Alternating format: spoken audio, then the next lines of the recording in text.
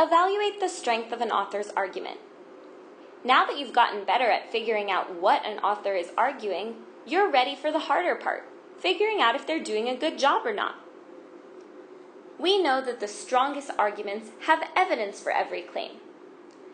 The strongest arguments use evidence that is research-based, with sources that are credible experts on the topic.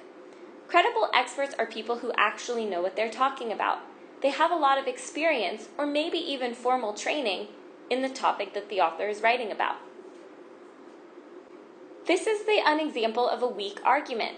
We'll talk about why. The author claims almost nobody uses calculus in their daily lives, and teachers should be using that time to teach much more useful math skills. This means the author has to give evidence that calculus is useless, and teachers should spend their time differently. The author says, I went to a high school where we were placed in math class by mathematical ability, and I was placed in the lowest. I'm not ashamed of this. Instead of learning calculus, we focused on practical skills like statistics, which I still use in my daily life today. So far, the author has given us a personal anecdote about his experience. We don't know yet how it's going to prove his claim.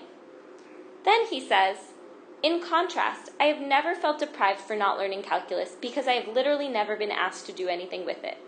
I've barely even heard the word mentioned since high school. So how does this author try to prove that calculus is useless? He describes his own life and insists that his experience is universal or just like everyone else's. But we don't know that that's true.